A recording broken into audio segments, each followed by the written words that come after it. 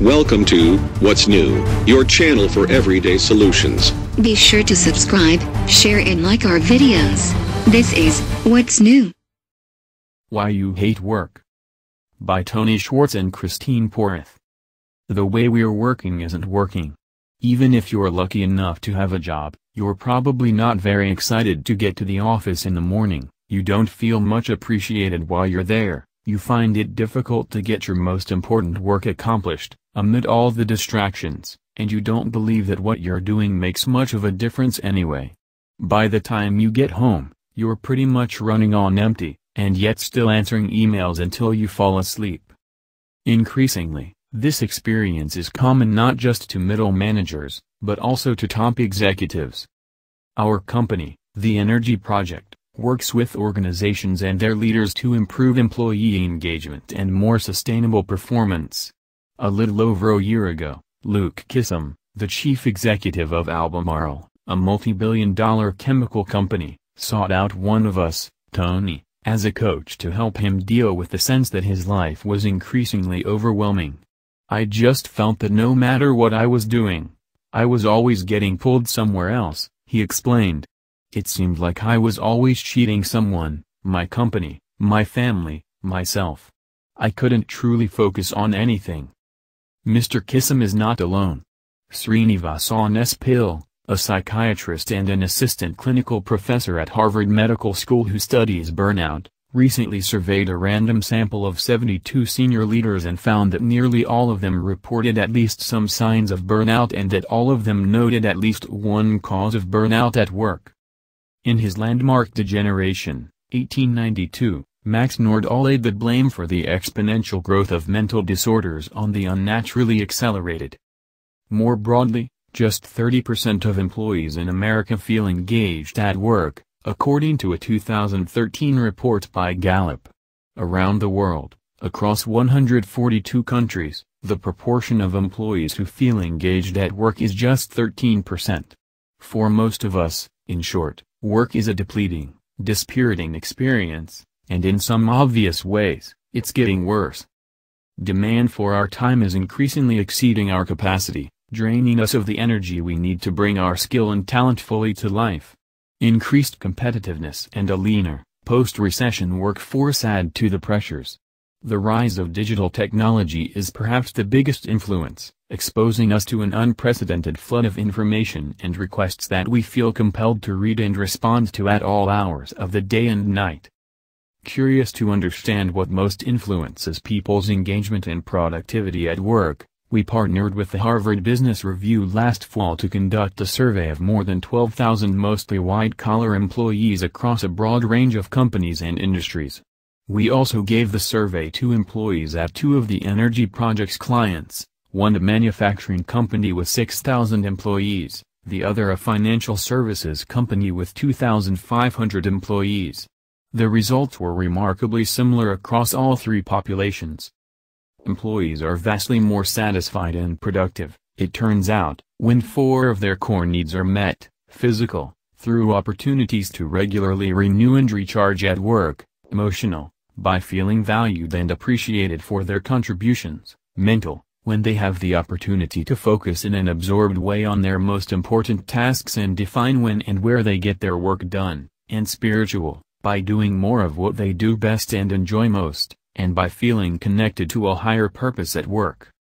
The more effectively leaders and organizations support employees in meeting these core needs, the more likely the employees are to experience engagement, loyalty, job satisfaction and positive energy at work, and the lower their perceived levels of stress. When employees have one need met, compared with none, all of their performance variables improve. The more needs met, the more positive the impact. Engagement, variously defined as involvement, commitment, passion, enthusiasm, focused effort and energy, has now been widely correlated with higher corporate performance. In a 2012 meta-analysis of 263 research studies across 192 companies, Gallup found that companies in the top quartile for engaged employees, compared with the bottom quartile, had 22% higher profitability, 10% higher customer ratings, 28% less theft and 48% fewer safety incidents. A 2012 global workforce study of 32,000 employees by the consulting company Towers Watson found that the traditional definition of engagement, the willingness of employees to voluntarily expend extra effort, is no longer sufficient to fuel the highest levels of performance. Willing, it turns out, does not guarantee able. Companies in the Towers Watson study with high engagement scores measured in the traditional way had an operating margin of 14%. By contrast, companies with the highest number of sustainably engaged employees had an operating margin of 27%, nearly 3 times those with the lowest traditional engagement scores. Put simply, the way people feel at work profoundly influences how they perform. What our study revealed is just how much impact companies can have when they meet each of the 4 core needs of their employees. Renewal. Employees who take a break every 90 minutes report a 30% higher level of focus than those who take no breaks or just one during the day. They also report a nearly 50% greater capacity to think creatively and a 46% higher level of health and well-being. The more hours people work beyond 40, and the more continuously they work, the worse they feel, and the less engaged they become. By contrast, feeling encouraged by one supervisor to take breaks increases by nearly 100% people's likelihood to stay with any given company, and also doubles their sense of health and well-being. Value. Feeling cared for by one supervisor has a more significant impact on people's sense of trust and safety than any other behavior by a leader. Employees who say they have more supportive supervisors are 1.3 times as likely to stay with the organization and are 67% more engaged.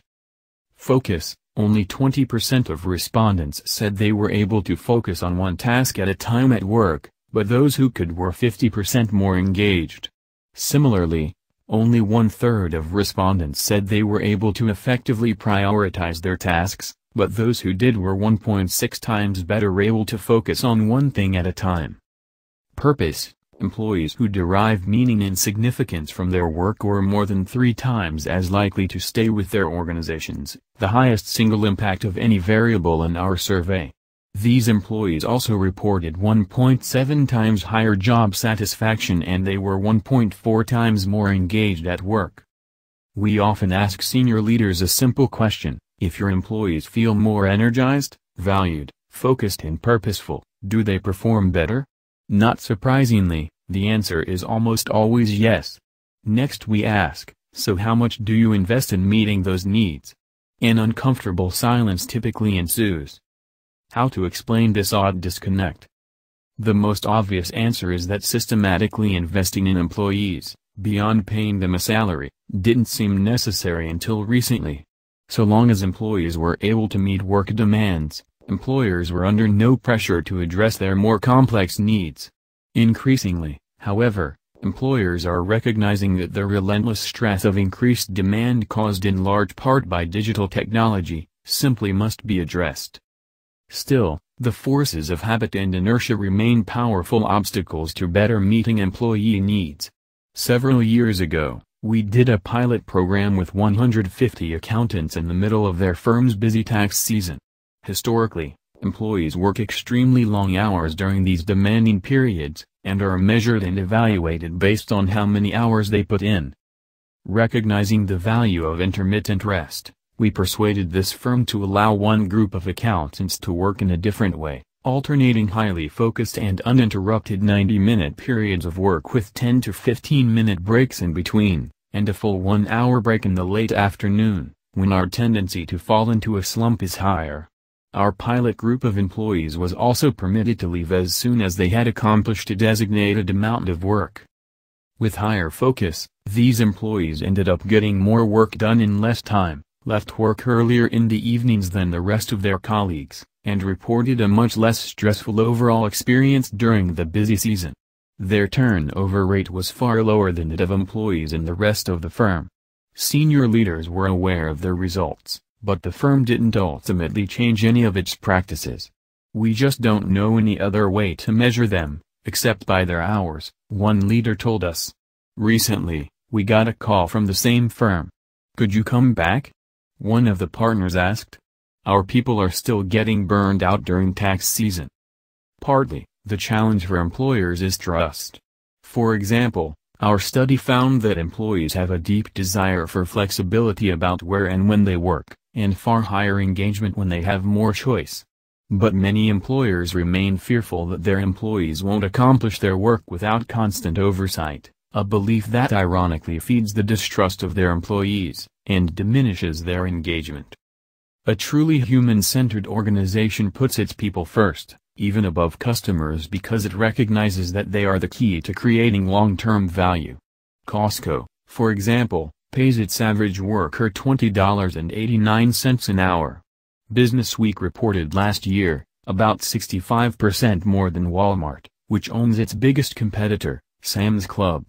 Over time, Costco's huge investment in employees, including offering benefits to part-time workers, has proved to be a distinct advantage. Costco's employees generate nearly twice the sales of Sam's Club employees.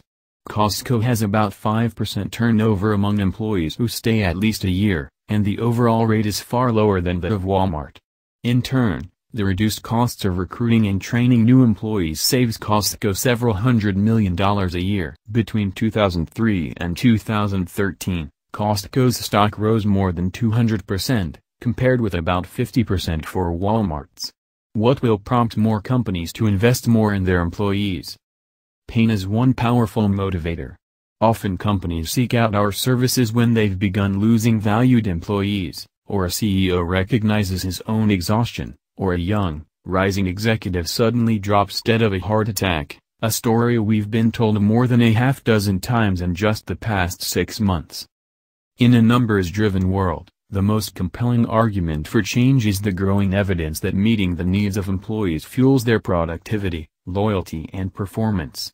Our own experience is that more and more companies are taking up this challenge, most commonly addressing employees' physical needs first, through wellness and well-being programs. Far less common is a broader shift in the corporate mindset from trying to get more out of employees to investing more in meeting their needs, so they're both capable of and motivated to perform better and more sustainably. The simplest way for companies to take on this challenge is to begin with a basic question: what would make our employees feel more energized, better taken care of, more focused and more inspired? It costs nothing, for example, to mandate that meetings run no longer than 90 minutes, or to set boundaries around when people are expected to answer email and how quickly they're expected to respond. Other basic steps we've seen client companies take is to create fitness facilities and nap rooms, and to provide healthy, high-quality food free, or at subsidized prices, as many Silicon Valley companies now do. It also makes a big difference to explicitly reward leaders and managers who exhibit empathy, care and humility, and to hold them accountable for relying on anger or other demeaning emotions that may drive short-term results but also create a toxic climate of fear over time with enormous costs. Also, as our study makes clear, employees are far more engaged when their work gives them an opportunity to make a positive difference in the world. The energy of leaders is, for better or worse, contagious. When leaders explicitly encourage employees to work in more sustainable ways, and especially when they themselves model a sustainable way of working, their employees are 55% more engaged, 53% more focused, and more likely to stay at the company, our research with the Harvard Business Review found. Mr. Kissam, the Albemarle chief executive Tony first met more than a year ago, has taken up the challenge for himself and his employees. He began by building breaks into his days, taking a walk around the block and being more fully focused and present during time with his family. He now sets aside at least one morning on his calendar every week for reflection and thinking longer term. He has also made it a practice to send out handwritten notes of appreciation to people inside and outside the company. Mr. Kissam has also championed a comprehensive rethinking of his organization's practices around meetings, email, flexible work arrangements, conflict resolution and recognition. By the end of 2014, more than 1,000 of his leaders and managers will have gone through a program aimed at helping them more skillfully meet their own needs, and the needs of those they oversee. I can already see it's working, Mr. Kissam told us. Our safety record has improved significantly this year, because our people are more focused. We're trusting them to do their jobs rather than telling them what to do, and then we're appreciating them for their efforts. We're also on the right path financially. A year from now it's going to show up in our profitability. I saw what happened when I invested more in myself, and now we're seeing what happens when we invest in our employees. Welcome to What's New, your channel for everyday solutions. Be sure to subscribe, share and like our videos. This is What's New.